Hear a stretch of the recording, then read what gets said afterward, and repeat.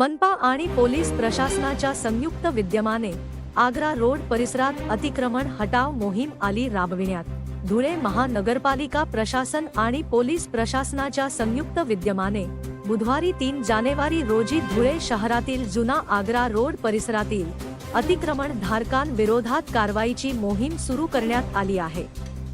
वाहतुकीस अडथळा ठरत असलेल्या व रस्त्यामध्ये हातगाडीवर विविध प्रकारच्या मालाची विक्री करणाऱ्या हातगाडी धारकांवर तसेच ज्या दुकान मालकांनी आपल्या दुकानासमोर अतिक्रमण करून अडचण निर्माण करण्याचा प्रयत्न केला, अशा दुकान मालकांच्या या अतिक्रमणावर देखील कारवाई करण्यात आली आहे। गेल्या काही दिवसांपासून पालिका प्रशासनातर्फे वारंवार या अतिक्रमण धारकांना अतिक्रमण काढण्यासंदर्भात सूचना देण्यात आलेल्या होत्या, परंतु पालिका प्रशासनाच्या या सूचनेकडे दुर्लक्ष करत या अतिक्रमण धारकांनी आपले अतिक्रमण कायम ठेवल्यामुळे बुधवारी रोजी धुळे महानगरपालिका प्रशासन आणि पोलीस प्रशासनाच्या संयुक्त विद्यमाने ही अतिक्रमण कारवाई करण्यात आली आहे। भाजीपाला विक्रेते त्याचबरोबर इतर माल विक्रेत्यांना ठरवून दिलेल्या जागेमध्येच त्यांनी आपल्या मालाची विक्री करावी, असे आवाहन पालिका प्रशासनातर्फे करण्यात आले असून यापुढे देखील अशाच प्रकारे अतिक्रमण कारवाई सुरू ठेवणार असल्याचे देखील मनपा अतिक्रमण निर्मूलन पथक प्रमुख प्रसाद जाधव यांच्यातर्फे माध्यमांशी बोलताना स्पष्ट करण्यात आले आहे। धुळे क्राईम न्यूज साठी अब्दुल रहमान मलिक, धुळे। धुळे महानगरपालिका अतिक्रमण विभाग गेल्या आठवड्यापासून महाशय एसपी साहेब यांच्या दालनात आलेल्या महानगरपालिका सार्वजनिक बांधकाम विभाग तसेच पोलीस प्रशासन यांच्या संयुक्त बैठकीत यापूर्वी मनपा प्रशासनामार्फत संयुक्त कारवाईमध्ये जुना आग्रा रोड येथे मोठ्या प्रमाणात पेठ विभाग शहरातून शहराबाहेरून मोठ्या प्रमाणात व्यापारी व्यवसायासाठी येतात, तसेच नागरिक खरेदीसाठी येतात, परंतु जे पथारीधारक, लोटगाडी धारक, भाजीवाले, फळवाले, खाद्यपदार्थ विक्रेते व इतर साहित्य विक्रेते यांनी मोठ्या प्रमाणामध्ये वर्दळीस अडथळा ठरवलं, वाहतुकीस अडथळा ठरवलं, अशा पद्धतीने व्यवसाय करत आहेत। यांना प्रशासनाने वारंवार आवाहन करून यांनी प्रशासनाचं ऐकलं नसल्याने गेल्या 4 दिवसापासून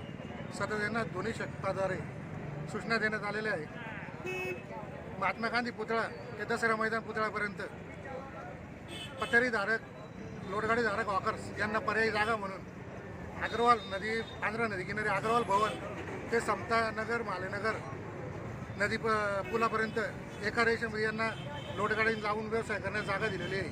तसेच नगावबारी उड्डाण पूल ते मोठा पूलपर्यंत जे व्यावसायिक रस्त्याच्या दुतर्फा व्यवसाय करतात त्यांना मोठ्या पुलाखाली, नदी किनारी मोठा पूल खाली ते हत्तीडोहापर्यंत यांना पर्यायी जागाचं व्यवस्थापन केलेलं आहे। त्यांचा झोन तिथं तयार केलेला आहे।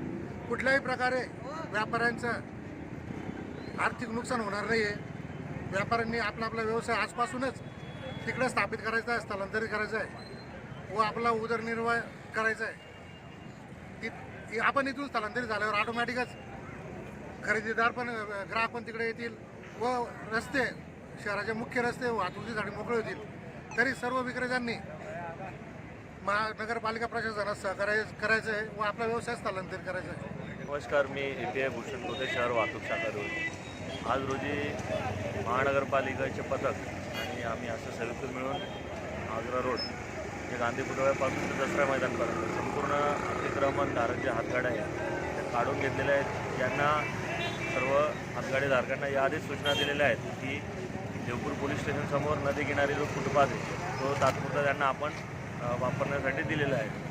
तरी देखील इथे जे काही हातगाडी होते त्यांना आपण काढून घेतलेलं आहे आणि वाहतुकीसाठी हा रोड आता मोकळा केलेला आहे। परंतु वाहनधारक हा रोड मोकळा असताना देखील दुकानांसमोर अस्ताव्यस्त आपले वाहन पार्क करतात आणि रहदारीस अडथळा निर्माण करतात। असे काही वाहन आढळून आले तर त्यांच्यावर आता यापुढे आम्ही दंडात्मक कारवाई करणार आहोत। तरी या निमित्ताने मी सर्व वाहनधारकांना आवाहन करतो की हा रोड आपल्या सोयीसाठी मोकळा करण्यात आलेला आहे, तो आपण रहदारीसाठी वापरावा, परंतु बेशिस्तपणे कुठेही वाहन पार्क करू नये आणि रहदारीस अडथळा निर्माण करू नये।